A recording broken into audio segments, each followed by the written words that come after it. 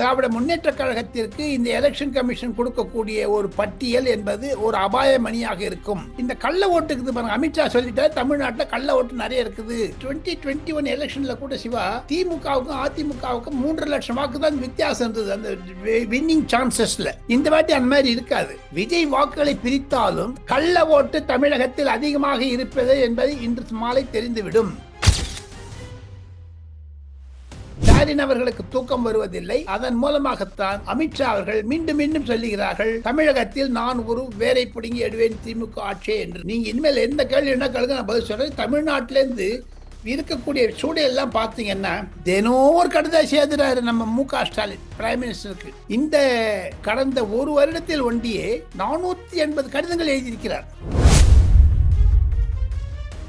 மு.க. ஸ்டாலின் எழுதக்கூடிய கடிதம் உண்மை. அதையெல்லாம் ஏன் திராவிட முன்னேற்ற கழக எம்பிக்கள் நாடாளுமன்றத்தில் பிரதிபலிப்பது இல்லை? நாடாளுமன்றத்தை முடக்கத்தான் செய்கிறார்களே தவிர திருப்பரங்குன்றம் வந்தா பயப்படுறாங்க. ஆனா இந்த மாதிரி சீஃப் மினிஸ்டர் லெட்டர் எல்லாம் பண்றது கிடையாது. அதற்கு காங்கிரஸ் ஒத்துழைக்கல என்று, ஒத்துழைப்பு இல்லை என்று திமுக நினைக்கிறது. காரணம், காங்கிரஸ்ல பிரியங்கா காந்தி சொல்றது கனிமொழி கேட்கிறாங்க. சில உதயநிதி எம்பிக்களே என்னிடம் சொல்லிக்கிறார்கள். திமுக எம்பிக்கள் 23 பேர்ல உதயநிதிக்கு பேர் 18 பேர் தனியா இருக்காங்க. அவங்க எல்லாம் அகைன்ஸ்ட் டிஆர் பாலு அண்ட் கனிமொழி. கண்டிப்பாக தமிழகத்தில் சென்னையில் இருக்கக்கூடிய ஐபி அதிகாரி ஒருவர் திருப்பரங்குன்றத்தில் இருக்கக்கூடிய விஷயத்தை பற்றி மத்திய அமைச்சரவையில் இருக்கும் அமித்ஷாவிற்கு ஒரு கடிதம் எழுதி, நோட், ஒரு குறிப்பு எழுதி அனுப்பியிருக்கிறார். அதில் பார்த்தீங்களே ஆனால் கண்டிப்பாக இந்த முருக பக்தர் திராவிட முன்னேற்ற கழகம் செய்து வரக்கூடிய தில்லுமுல்களை எல்லாம் எக்ஸ்போஸ் செய்திருக்கிறார் என்று தான் தெரிகிறார்கள். டெல்லி மிகவும் சீரியஸாக இருக்கிறது. இது ஒரு பேச்சு பொருளாகும். தேர்தலில் காங்கிரஸ்ல ராகுல் காந்தி எல்லாரும் ஒதுக்கி வச்சுட்டாங்க. அந்த ஆளால நடக்காது இனிமேல் பிரியங்கா காந்தி கொண்டு போறாங்க. இந்த ரவீந்திர பிட்டு என்று சொல்லக்கூடிய சர்தார்ஜி, அவர் காங்கிரஸில் இருந்தவர். அந்த பிட்டு இப்பொழுது மத்தியாக இருக்கிறார் நரேந்திர மோடி அமைச்சரவையில். அவர் சொல்லுகிறார், ராகுல் காந்தி ஒதுக்கிவிட்டார்கள், இனி பிரியங்கா காந்தி தான் வருவார் என்று. அதற்கு ஏற்ற மாதிரியே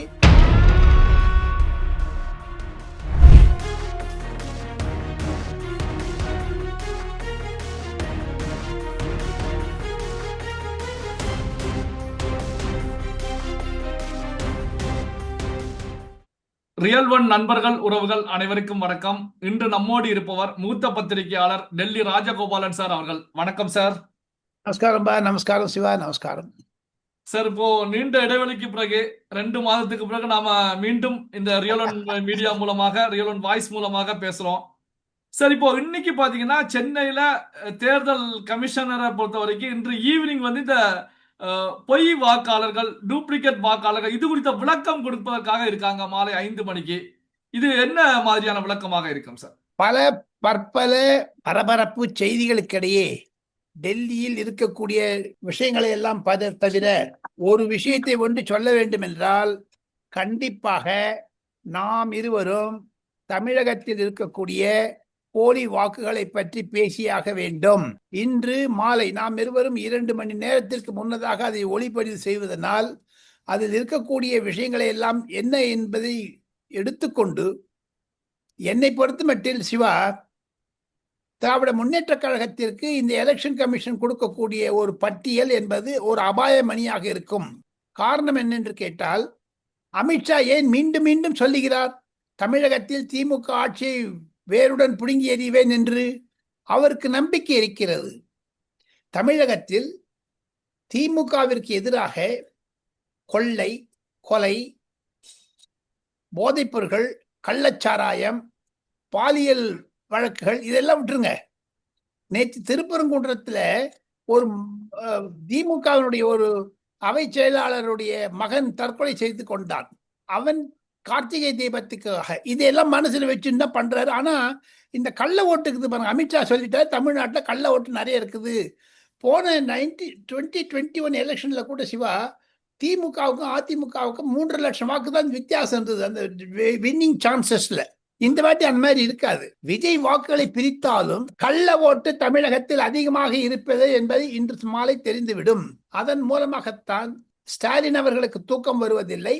அதன் மூலமாகத்தான் அமித்ஷா அவர்கள் மீண்டும் மீண்டும் சொல்லுகிறார்கள், தமிழகத்தில் நான் ஒரு வேரை பிடுங்கி எடுவேன் திமுக ஆட்சியே என்று. நீங்க இனிமேல் எந்த கேள்வி என்ன கேளுங்க, நான் பதில் சொல்றேன். தமிழ்நாட்டிலேருந்து இருக்கக்கூடிய சூழல் எல்லாம் பார்த்தீங்கன்னா, தினம் ஒரு கடிதம் எழுதுறாரு நம்ம மு.க. ஸ்டாலின் பிரைம் மினிஸ்டருக்கு. இந்த கடந்த ஒரு வருடத்தில் ஒண்டியே 480 கடிதங்கள் எழுதியிருக்கிறார். என்கிட்ட ஒரே சின்ன பாயிண்ட்டுங்க, எலெக்ஷன் சமயத்திலுங்க சிவா, பாராளுமன்றம் நடக்கிறது. பாராளுமன்றம் நடக்கும் பொழுது அந்தந்த பிரச்சனைகளை எல்லாம் எம்பிக்கள் மூலமாக நாடாளுமன்றத்தில் எழுப்பாமல் காங்கிரசுக்கு ஏன் கைகோர்த்து கொண்டு போகிறார் மு.க. ஸ்டாலின்? தமிழகத்தில் கள்ள ஓட்டு பிரச்சனையா, ஓட்டுச்சோரி என்பது எப்படி? இவங்க 39 எம்பி வந்தாங்க, அப்படி ஓட்டுச்சோரியா இருந்ததுன்னா அதை பற்றி மு.க. ஸ்டாலின் புரிந்து கொள்ள வேண்டாமா? கடிதம் எழுதி என்னங்க பண்றது? இவங்க வாங்கி அங்க வச்சுப்பாங்க, அவங்க வாங்கி அங்க வச்சுப்பாங்க. ஆனா நடைமுறையில் பார்க்க வேண்டும் என்றால் 39 தமிழக எம்பிக்கள் தமிழகத்திற்கு செய்த துரோகம், மு.க. ஸ்டாலினுக்கு செய்த துரோகம் என்ன என்று கேட்டால், தினம் ஒரு கடிதம் எழுதுறாரு. யூஎஸ் டாரிஃபை பத்தி திருப்பூர்லையும் கோயம்புத்தூர்லையும் அனாவசியமா உங்களுக்கு வரி சுமை அதிகமாகிவிட்டது என்று உண்மை. மு.க. ஸ்டாலின் எழுதக்கூடிய கடிதம் உண்மை. அதையெல்லாம் ஏன் திராவிட முன்னேற்ற கழக எம்பிக்கள் நாடாளுமன்றத்தில் பிரதிபலிப்பது இல்லை? நாடாளுமன்றத்தை முடக்கத்தான் செய்கிறார்களே தவிர திருப்பரங்குன்றம் வந்தா பயப்படுறாங்க. ஆனா இந்த மாதிரி சீஃப் மினிஸ்டர் லெட்டர் எல்லாம் பண்றது கிடையாது. அதற்கு காங்கிரஸ் ஒத்துழைக்கல என்று ஒத்துழைப்பு இல்லை என்று திமுக நினைக்கிறது. காரணம், காங்கிரஸ்ல பிரியங்கா காந்தி சொல்றது கனிமொழி கேட்கிறாங்க. சில உதயநிதி எம்பிக்களே என்னிடம் சொல்லுகிறார்கள். திமுக எம்பிக்கள் 23 பேர்ல உதயநிதிக்கு பேர் 18 பேர் தனியா இருக்காங்க. அவங்க எல்லாம் அகைன்ஸ்ட் டி.ஆர். பாலு அண்ட் கனிமொழி.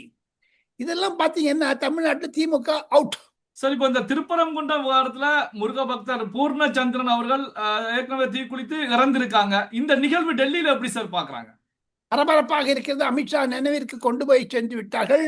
அமித்ஷா அந்த டேப் ரெக்கார்டு வேற கேட்டிருக்காரு. அதுடன் உலா வரக்கூடிய டேப் ரெக்கார்டு இதெல்லாம் ஒரு மத்திய உளவுத்துறையினுடைய ஐபி அறிக்கையை கேட்டிருக்கிறார். கண்டிப்பாக தமிழகத்தில் சென்னையில் இருக்கக்கூடிய ஐபி அதிகாரி ஒருவர் திருப்பரங்குன்றத்தில் இருக்கக்கூடிய விஷயத்தை பற்றி மத்திய அமைச்சரவையில் இருக்கும் அமித்ஷாவிற்கு ஒரு கடிதம் எழுதி நோட் ஒரு குறிப்பு எழுதி அனுப்பியிருக்கிறார். அதில் பார்த்தீங்களே ஆனால் கண்டிப்பாக இந்த முருக பக்தர் திராவிட முன்னேற்ற கழகம் செய்து வரக்கூடிய தில்லுமுல்களை எல்லாம் எக்ஸ்போஸ் செய்திருக்கிறார் என்று தான் செய்கிறார்கள். டெல்லி மிகவும் சீரியஸாக இருக்கிறது. இது ஒரு பேச்சு பொருளாகும் தேர்தலில். சார், அதாவது நீதிமன்றம் அனுமதி கொடுத்தும் திருப்பரங்குன்றத்துல தீபம் ஏற்ற விடாமல் தடுத்ததுதான் இந்த பூர்ணச்சந்திரன் அப்படிங்கிற முருக பக்தர் இறப்புக்கான காரணமாக இருந்துகிட்டு இருக்கு. இப்ப இந்த விஷயத்துல பாத்தீங்கன்னா அடுத்த கட்ட நகர்வுகள் எப்படி சார் இருக்கும்? என்னை பொறுத்து மட்டும் இந்த பூர்ணச்சந்திரனுடைய ஒரு உறவினர்களுக்கெல்லாம் பாதுகாப்பு கொடுப்பதற்காக தமிழக அரசாங்கம் ஏற்பாடு செய்து கொண்டிருக்கிறது. அந்த குடும்பத்துடைய வாயை அடைக்க மு.க. ஸ்டாலின் ஆர்டர் விட்டிருக்கிறார். சேகர் பாபு போன்றவர்களெல்லாம் தீவிரமாக செயல்படுவார்கள். இன்னும் நயினார் நாகேந்திரனுக்கும் அண்ணாமலைக்கும் இந்த செய்திகள் பறந்து விட்டன. சில டேப் ரெக்கார்டர் இன்வர்ஷன் கூட வெளில வர ஆரம்பிச்சிருச்சு. அண்ணாமலை அதை பொதுத்தளத்தில் நயினார் நாகேந்திரனும் ஈவன் எடப்பாடி பழனிசாமி கூட அதை அந்த டேப் ரெக்கார்டை ஏன் இந்த கொலை செய்து கொள்ளுகிறேன், தற்கொலை செய்து கொள்ளுகிறேன், அதற்கு மூலமாக இந்த காரணம் இந்த இடத்தில் திருப்பரங்குன்றத்தில் அந்த இடத்தில் நெய் தீபந்தம் எடுத்து வைக்க முருகப்பெருமானுக்கு தடை விதித்த தமிழக அரசாங்கத்தை எதிர்த்து அந்த ஜெயச்சந்திரன் என்பவர் தற்கொலை செய்து கொண்டது 2026 பொது தேர்தலில் ஒரு பெரிய பேச்சு பொருளாகும் என்பதைத்தான் எடப்பாடி பழனிசாமி, அண்ணாமலை, நயினார் நாகேந்திரன் போன்றவர்களை குறிப்பு தெரிவிக்கிறது. தமிழிசை சவுந்தரராஜன் நீண்ட அறிக்கை கொடுத்திருக்கிறார் அதை பற்றி. சரி, இப்போ கடந்த 3 நாட்களுக்குள்ளார 3 சட்டங்கள் மத்திய அரசாங்கத்தினால் இயற்றப்பட்டிருக்கு. அதாவது விபிஜி ராம்ஜி அப்படிங்கிற ஒரு 100 நாள் வேலை வாய்ப்பு திட்டம், இது போன்ற 3 திட்டங்கள் கொண்டு வரப்பட்டிருக்கு. அது நள்ளிரவு வரைக்கும் எதிர்கட்சி எம்பிக்களை பொறுத்த வரைக்கும் ஆர்ப்பாட்டத்தில் ஈடுபட்டாங்க. கடும் எதிர்ப்புகளை இந்தி கூட்டணி எம்பிக்கள் தெரிவிச்சுக்கிட்டு இருக்காங்க. இதை எப்படி சார் பாக்குறீங்க? இன்று நாடாளுமன்றம் காலவரம்பின்றி ஒத்திவைக்கப்பட்டது. நரேந்திர மோடி 3 நாள் பிரயாணம் முடித்துக் கொண்டு குவைத் அடிசபாபா என்ற திரும்பி வந்து விட்டார். அவர் இன்று தேநீர் விருந்தில் கலந்து கொண்டார். அதில் பிரியங்கா காந்தியும் இருந்தார்கள். நரேந்திர மோடி கேட்ட ஒரே ஒரு கேள்வி, இந்த சட்டம் ஆப்பதற்கு எதிர்கட்சிகள் ஒத்துழைத்தன, ஆனால் மகாத்மா காந்தி பெயரை எடுத்து விட்டார்கள் என்ற ஒரு குற்றச்சாட்டு இருக்கிறது. அதற்கு மத்திய அரசாங்கம் பதில் சொல்லியிருக்கிறார்கள். மகாத்மா காந்தி பெயரை எடுக்கவில்லை, பாபுஜி என்று சொல்லியிருக்கிறோம் என்று. பாபுஜி என்றால் மகாத்மா காந்தியை தான் குறிக்கும். ஆனால் அந்த ஜி ராம் ஜின்னு போட்டதனுடைய விளக்கம், நாங்க கேரண்டி கொடுக்குறோங்கிறது தான் ஜி இருக்குது. அதுல எத்தனை பேர் சிவராஜ் சிங் சௌஹான் பதில் சொல்லும் பொழுது எத்தனை பதில் சொல்லியிருக்காரு? இரவு 1 மணி மட்டும் மீட்டிங் நடந்து 2 அவையிலும். அதையெல்லாம் மீறி சோனியா காந்தி, ராகுல் காந்தி தான் ஜெர்மனியில் இருக்காரு. சோனியா காந்தியும் இது நம்ம பிரியங்கா காந்தியும் நம்ம மகாத்மா காந்தியுடைய படத்தை எடுத்துக்கொண்டு ஊர்வலம் வருகிறார்கள். அது எதற்காக? மகாத்மா காந்தி படத்தை எதற்காக எடுத்துக்கொள்ள வர வேண்டும்? நீங்க எதுக்காக சப்போர்ட் பண்ணீங்க? ஆக மொத்தம் காங்கிரஸுடைய 2 நிலைப்பாடு. ஒண்ணு கேட்கறேங்க, நாடாளுமன்ற மைய மண்டபத்திற்கு எதிராக ஒரு மாபெரும் மகாத்மா காந்தி சிலை இருந்தது, சிலை பழைய நாடாளுமன்றத்தில். அதை நரேந்திர மோடி எடுத்த போது யாருமே பாயமூன்னு இருந்தாங்க, இந்த மாதிரி ஊர்வலம் போல. இப்ப மன்ரேகால சோனியா காந்தியினுடைய பெயர் இருக்கிற எம்என்ஜிஆர் என்று, அதில் தமிழகத்திலேயே பல ஊழல்கள் இருக்கிறது. 100 நாள் வேலை திட்டத்தில் கொள்ளையடித்தார்கள் தமிழக அரசாங்கமும் ஐஏஎஸ் அதிகாரிகள் எல்லாம் சேர்ந்து. உங்களுக்கு தங்களுக்கு நினைவிருக்கும் என்று நினைக்கிறேன். இப்பொழுது மத்திய அரசாங்கம் 60% வந்து நான் ஸ்டேட் கவர்மெண்ட் கொடுக்கட்டும், 40% கொடுக்கட்டும், நாங்கள் 60% தரோன்ட்டு ஒரு கைகோத்து உங்களுக்கு செய்கிறார்கள். புது விதமாக இருக்கிற அந்த 125 நாள் ஆக்கிட்டாங்க. 100 நாள் நிறைய ஊழல் நடக்கிறது. டைரக்ட் டிரான்ஸ்பர், பேங்க் டிரான்ஸ்பர் பண்ணும்போது பணம் கொள்ளையடிக்கப்படுகிறது மாநில அரசாங்கத்தினால் சொல்லிட்டு. இது மேற்கு வங்காளத்தில் நடந்துகிற, தமிழகத்தில் நடந்து வரக்கூடிய ஊழலை வெளிக்காட்டுவதற்காகத்தான் இந்த சட்டம் நிர்ணயித்தார்கள். அதனால்தான் திமுகவும் திரிணாமுல் காங்கிரசும் வெளிநடப்பு செய்தார்கள். ஆனா சப்போர்ட் பண்ணாங்க, அந்த விவாதத்தில் கலந்து கொண்டாங்க. ஆண்டாலும் வாக் அவுட் பண்ணணும், முதலே பண்ணிருக்கணும். எதற்கு இந்த வாக்கெடுப்பு விவாதத்தில் கலந்து கொண்டாங்க? ஆக மொத்தம் காங்கிரஸுடைய இரட்டை நிலைப்பாடு. ஆனா ஒண்ணு சொல்ற சிவா, காங்கிரஸ்ல ராகுல் காந்தியை எல்லாரும் ஒதுக்கி வச்சுட்டாங்க. அந்த ஆளால வந்து நடக்காது இனிமேல். பிரியங்கா காந்தி கொண்டு போறாங்க. ரவீந்திர பிட்டு என்று சொல்லக்கூடிய சர்தார்ஜி, அவர் காங்கிரஸில் இருந்தவர். அந்த பிட்டு இப்பொழுது மத்தியாக இருக்கிறார் நரேந்திர மோடி அமைச்சரவையில். அவர் சொல்லுகிறார், ராகுல் காந்தியை ஒதுக்கிவிட்டார்கள், இனி பிரியங்கா காந்தி தான் வருவார் என்று. அதற்கு ஏற்ற மாதிரியே பிரியங்கா காந்தி நிதின் கட்கரி அடிக்கடி சந்தித்து வருகிறார். பிரதமர் இன்று தேநீர் விருந்ததில் பிரியங்கா காந்தி தான் கலந்து கொண்டார்கள், ராகுல் காந்தி இல்லை. ஆக மொத்தம் லோக்சபால எதிர்கட்சிக்கு பிரியங்கா காந்தி தான் தேவை என்று சொல்லுகிறார்கள். பாருங்க, சசி தரூர் முதல்ல பேசாத இருந்தார், ராகுல் காந்தி வந்த பிரியங்கா வந்து சசி தரூரை பேச விட்டுடுச்சு அந்த அம்மா. தேர்தல் வர இருக்கிறது கேரளாவில். அதற்காக சசி தரூரை நீங்க மேல, அவர் சிவலிங்கத்துக்கு மேல இருக்கக்கூடிய பாம்பு மாதிரி நம்ம சசி தரூர். அடித்தாலும் வம்பு, எடுத்தாலும் வம்பு, அவர் விரட்டி விட்டாலும் வம்பு.